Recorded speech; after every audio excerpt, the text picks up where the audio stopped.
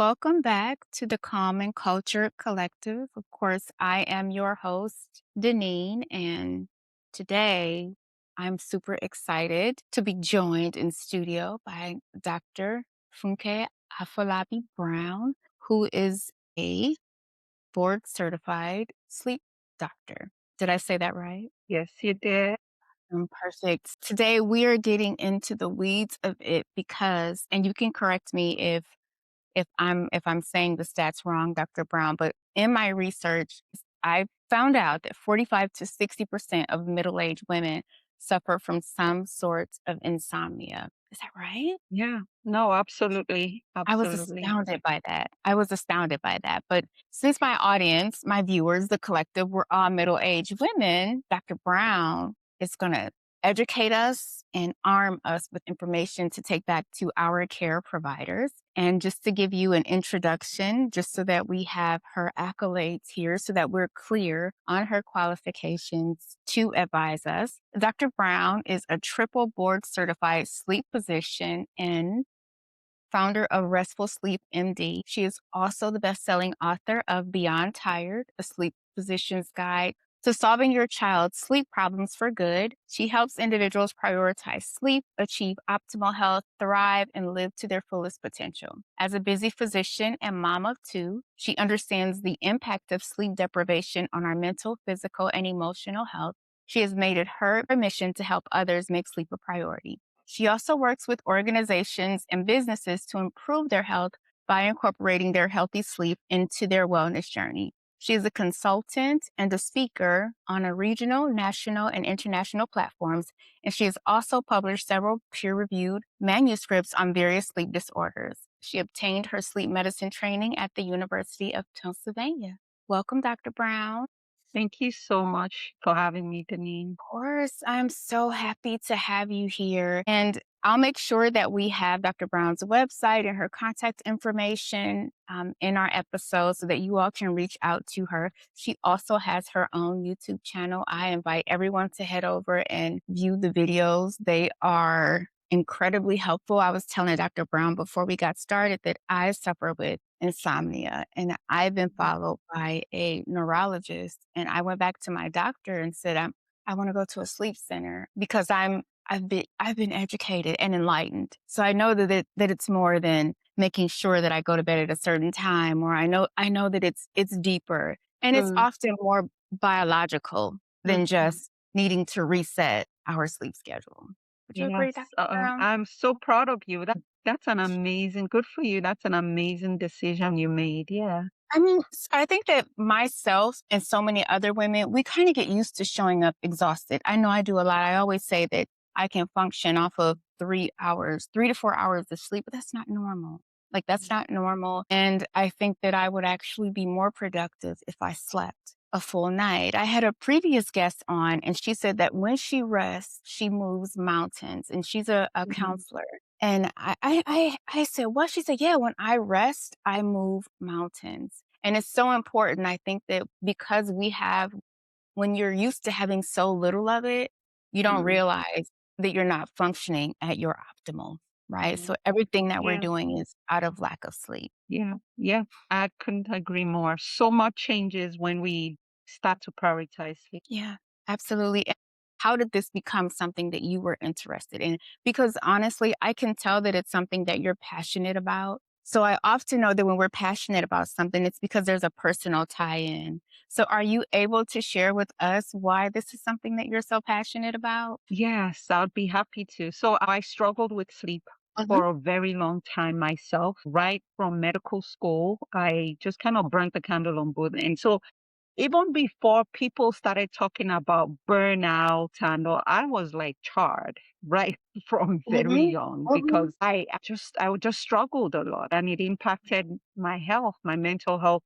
Became a doctor and started taking care of other patients, but really wasn't taking care of me. And then Mm. this really just hit its head when I had kids and they also had their own sleep issues. So I think a lot of it came from me just walking through like a zombie those several years of my life until I hit a point and I said, okay, we either just do something different or we just keep going down this path. And that was a pivotal moment for me to now say, okay, one of the things that I knew that I was struggling with was relatively within my control was prioritizing my own sleep. And so as I started to move through that season and of course seek therapy because this was something that was impacting every aspect of my Yeah. life and was also around the time of loss. My father had passed away and things like that. So, turning around and seeing just how better I felt with just getting good sleep. It was something I couldn't unsee. And this is a chance I get at every single night.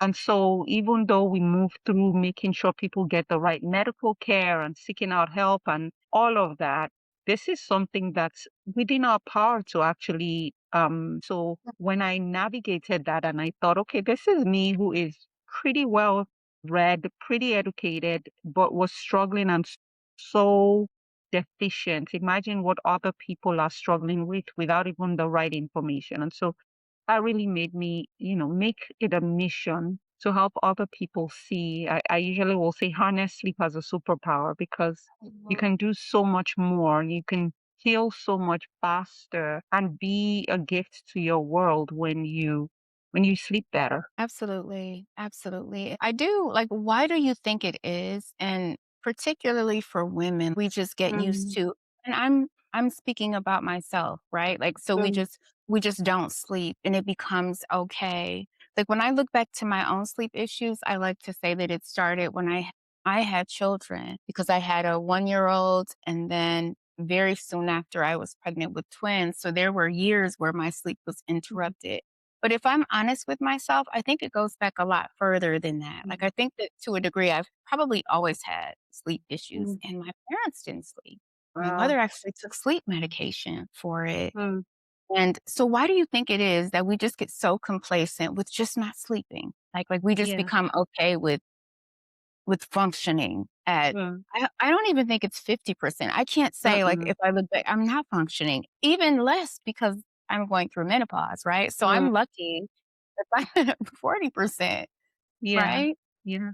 Yeah, I mean, so many reasons. That's such a wonderful question, but so many reasons. Like you mentioned, there might be a component of genetics, right? Where, you have somebody who's maybe on the sort of the shorter range of sleep overall. Sometimes they pass those genes along, but that Mhm. doesn't mean we need to take on that identity. Like, oh, my parents didn't sleep also automatically, Well, because I don't even in spite of that, there's still other factors that can contribute. I think in terms of reasons, there is the culture that we live in and the narrative we've come to believe, especially as women of color, where Mhm, you are constantly having to prove yourself. And at the mhm, end of the day, you start to define yourself by your productivity, by your ability to perform. And so that identity almost like takes on a life of its own where everything else just goes to the back burner, our own health, our sleep, our rest, our wellness. And then now you add on top of that these beautiful kids who came in and they didn't read the memo that, mom was struggling with sleep prior and they're just like doing their own thing. And so that season also makes things worse. But you're right. There are things and there are sometimes issues going on even before the kids arrive, which is why I see a lot of women because I work with a lot of moms and families and things who are saying, well, I'm sleeping, my kid's sleeping now, but I'm not sleeping. So clearly mm, there's more. So it's that hustle culture, that prove yourself narrative, that I'll sleep when I'm dead kind of mhm, attitude. That's that. And then there's also added stress and the environment that we live in. There's work, there's demands placed on us. I have sometimes some people who are working two jobs, and so there's really mhm, no way to cut it. Sleep is going to suffer. And so that becomes a thing as well. And like you mentioned, as we get older, there's the hormonal stage where the hormones declining with the estrogen, progesterone. That all kind of has its own sleep manifestations also.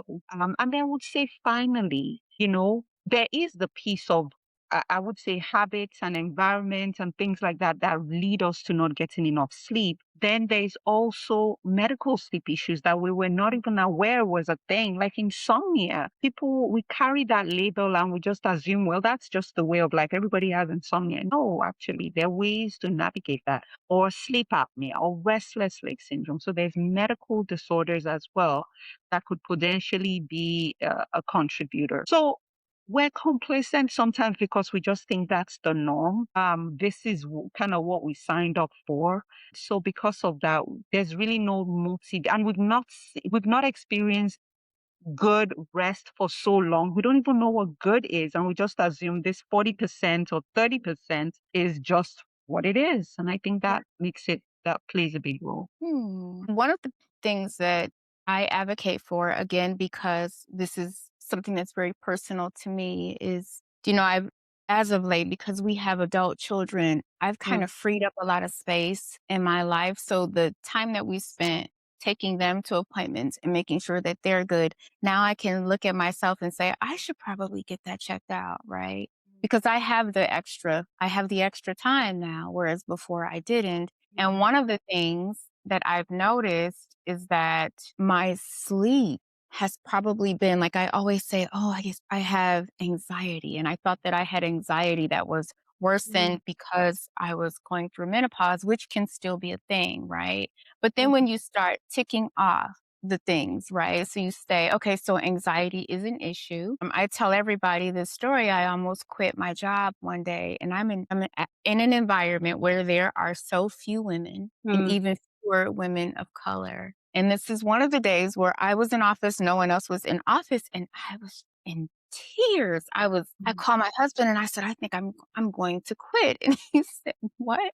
I tell everybody I almost quit my job, I almost got a divorce, and I almost left my kids in the span of a week, right? So I knew then I had to do Wow. something. So I Mm, called my doctor and I said, I have to do something. So I couldn't get in for a few months, so we started with an antidepressant and it helped. I could function. So I wow. said, okay, this is great. The goal was to let's see how the antidepressant works until I can get in and we can get me evaluated and start some hormone replacement therapy. So we do the hormonal replacement therapy. I come off the antidepressants. I am great. I feel like someone plugged me in, but I'm still tired. I'm still not Mm, sleeping.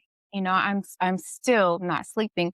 So I feel like mm, it for me, sleep is a foundational issue, mm, right? Like I had sleeping issues before I became a mom, before I started the perimenopause and then transitioned into menopause and then had this blooming anxiety.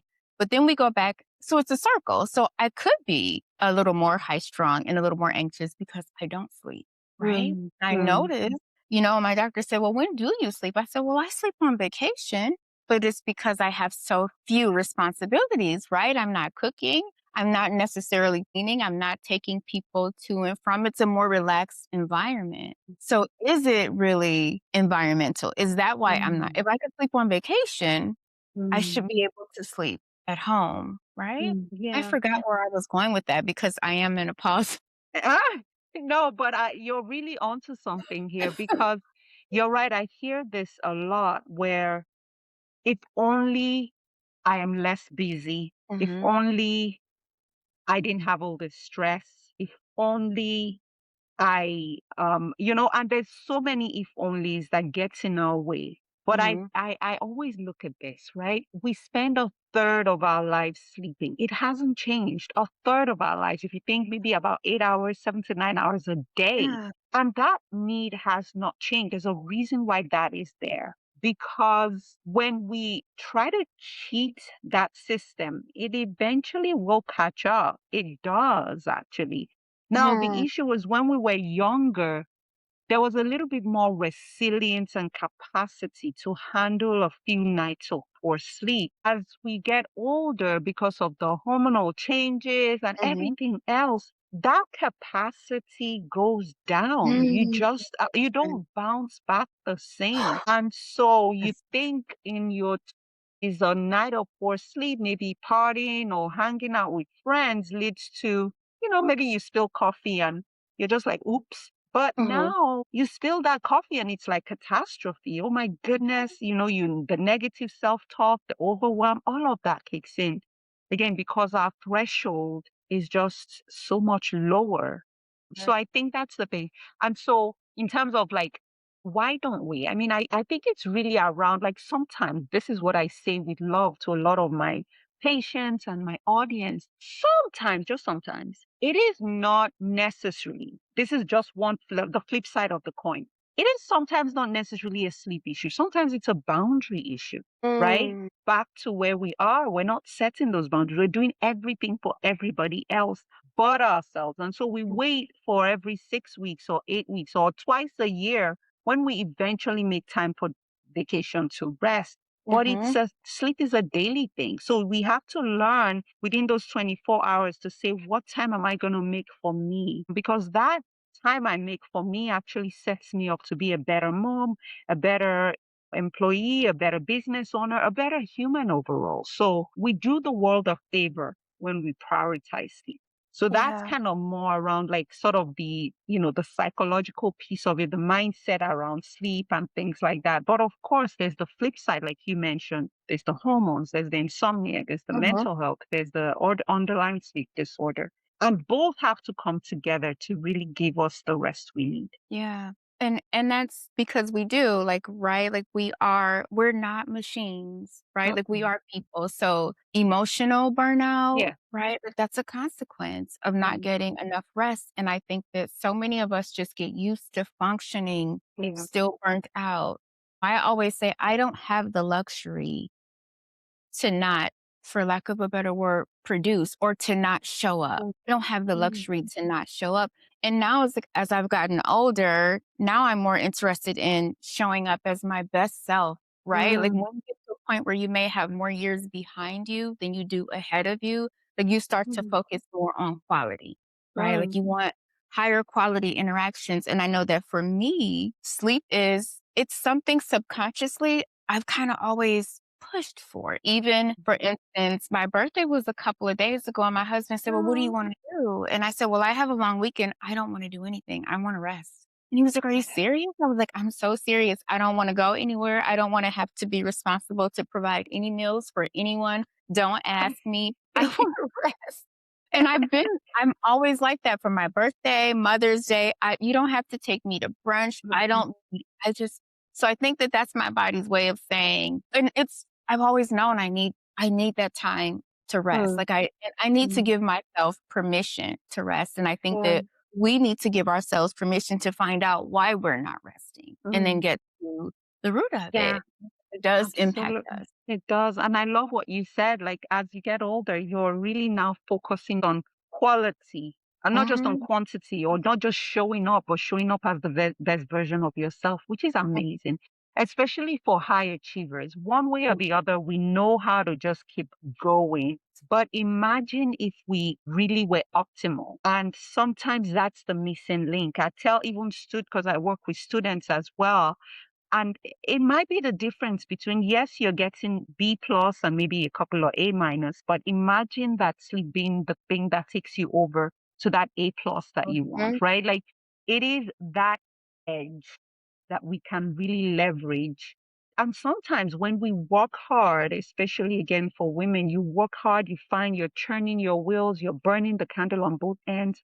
Sometimes you're working harder because you're tired. So your cognitive performance, your executive function, the Mm. ability to remember, recall things is diminished. So you put in more to accomplish what you were hoping to accomplish. So it seems like you're putting in those long hours, but you actually may not have needed all those long hours to get the work done. And so when you're tired, instead of trying harder, sometimes you got to take a break and go take a nap and then come back to it. And you'll notice all of a sudden you're able to think through and problem solve better, lead better, all of that good stuff. Yeah. Yeah, absolutely. And you said something earlier about boundaries, and Mm. I think that's like one of my daughters is we always say that throughout her life, like she was the kid who straight A's all through school. Like we could not get her to do anything during the summer. In high school, we were able to talk her into attending college courses during the summer, nothing else, because Mm. that was her rest time. And Wow. even now, like, if she's gonna sleep even if she doesn't sleep, she has her you cannot interrupt her between specific times, and it took me I'm like, "I'm your mother. I'm calling you. You're away." And she was like, "I'm sleeping. You know that I'm sleeping. If something was wrong, you would be the first person to know."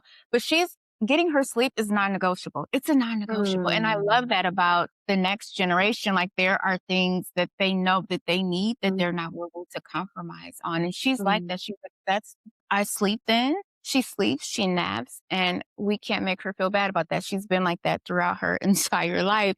But one of the things that I wanted to ask you, like, what are the 3 most important sleep habits? Like, if someone wanted to start today to kind Mm, of begin the journey to discovering why they're not sleeping, what are 3 mm. things that they can start right away? Yeah, a great question too. So I would start off with let's even start with the basics, right? Your sleep schedule. And that gets a bad rap because people just think, oh, yeah, that's all it is. But it's important, number one, because it helps with making sure that you're in sync with Mhm, your circadian rhythm. So the circadian rhythm is this internal clock that really governs so many other parts of our body, our hormones, our metabolism, our GI tract, our blood pressure, so many things that it controls. It runs on a 24-hour clock. So when we make sure that there's some regularity to our sleep time and wake up time, that enhances the function of your entire circadian system. So that's really something I would say that's a place to start. If you're like, well, I'm having trouble, maybe I'm having a hard time waking up or I'm waking up tired, just look at that. Let's look at how consistent are you on the weekdays as well as the weekends. Because if for instance, your typical bedtime is 10 p.m. and then you wake up at 6 a.m. during the week, and then on the weekend you're sleeping until noon, you're throwing your circadian rhythm off completely. And that might be what will contribute to tiredness the following week because it feels like jet lag. So that's mm, why I say this is one fundamental you want to make sure that you're taking care of. The second thing, and this again also gets a bad rap, but again, this is like, let's even start tonight, right? I would say is making sure you have a wind down time, a buffer time, or what people commonly call a bedtime routine. A bedtime mhm, routine is not just for our kids. It's also for us because it sends signals. So when I talked about the circadian rhythm responds to cues. Light is one of the most powerful cues. That's why people say it needs to be dark and all of that, right? When you're sleeping. Another cue that can send signals to your body to say it's time to wind down is a routine. When you start to do maybe 20 minutes of a calming ritual that you're doing consistently. So you don't just do it occasionally, you do it all the time. Your body knows, okay, we start to turn down our electronics, we'll take a bath, maybe we'll light a candle and maybe just read a book or pray or whatever. Like those series of steps make it very predictable because once you do, you will over time actually find yourself yawning as you progress through it because your mm, brain is like, oh, wow, it's time for bed. So this yeah, is important one because it can actually help improve your sleep quality and it can also help you with decreasing a lot of the mind racing that a lot of women complain about, which keeps them up at night. So that's the second thing. And then the third, I would say, is really having a plan for, I usually will call it a digital curfew. The reason why is, our bodies, again, respond to light. So whether it's the light from your phone, from TV, all of that, you want to start to, you know, just lower your exposure to that.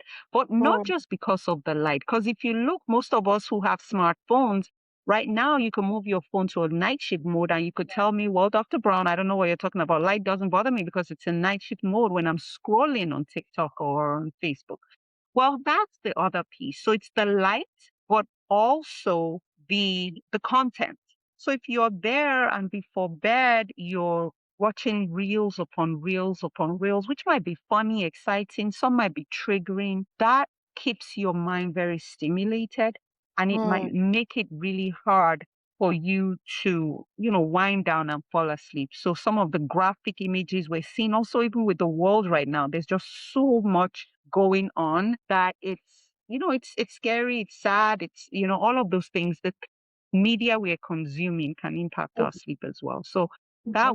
those would be the top three, I would say, to kind of start, you can start tonight. That's good. That's good. And also, of course, if you're in the Philadelphia area, we want you to consider consulting with Dr. Brown. But for those of us who are further away, what are some things that we can ask our physician, or what are suggestions that we can make? Because often, as we spoke about earlier, often some of our needs are often overlooked, and we really need the verbiage to Yeah. advocate for ourselves. So, what are some things that we can ask for? What are questions, any tests that you think could Good. kind of give insight, or things that we can say to kind of arm us for those tough conversations that we need to have? Yes, I love that. So, few things. When we look at the reason why you want to have this conversation and advocate for yourself, I mean, most times the general information you can find online, things like that. But when Mhm. we're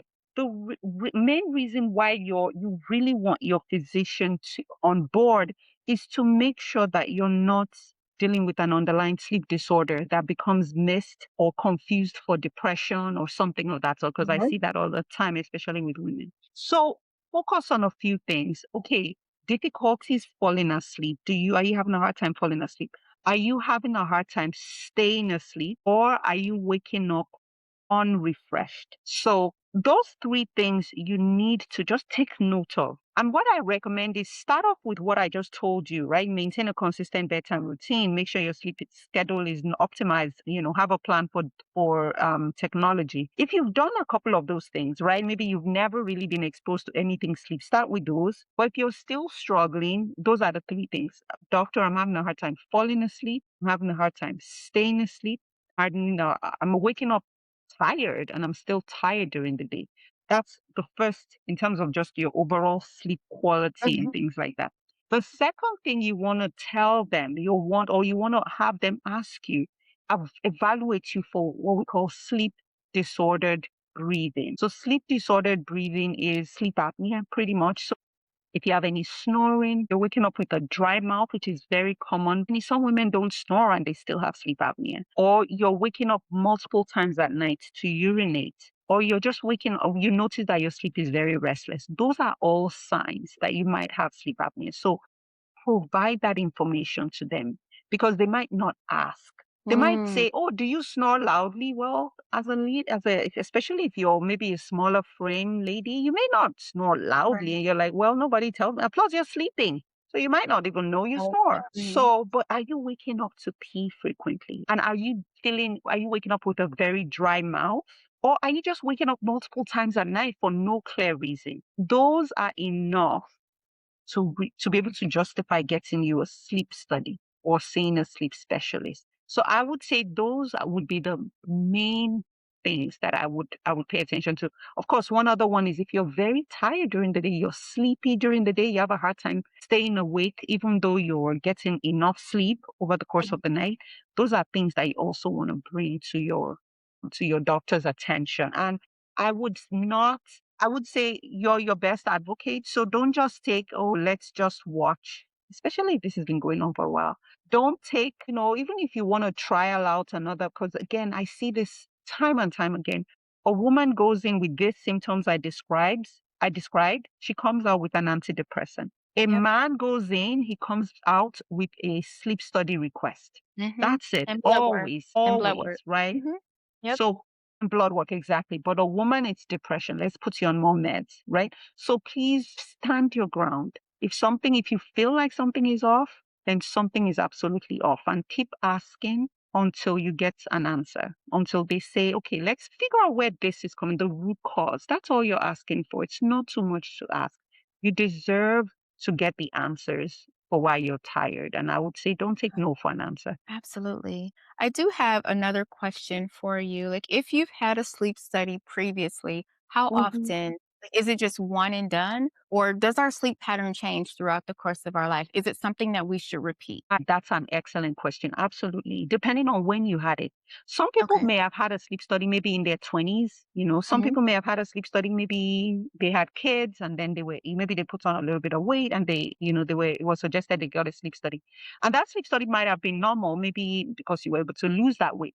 But specifically in women in menopause, the incidence or the likelihood or the risk of sleep apnea goes up goes up tremendously. It almost matches that of men. So because again, the hormones, some of the hormones are involved in keeping the tone of our upper airway. And now, if you have a loss of estrogen or you're losing that progesterone, it relaxes that upper airway. So the version of you that had a sleep study when you were in your 20s is different from the version of you now in your 40s or 50s or 60s. You're more at risk now in your midlife compared to when you were younger for developing sleep apnea. So you absolutely can get a repeat sleep study. If symptoms changed after a year, you can get another sleep study even. And the Wow. thing about it is the sleep study, most times you'll get a home sleep test because that's usually the most common sleep test. So they'll send you a kit, it'll be done in the comfort of your own home. Even if that sleep study was normal, this is the other piece because some of the places that do these sleep studies now use AI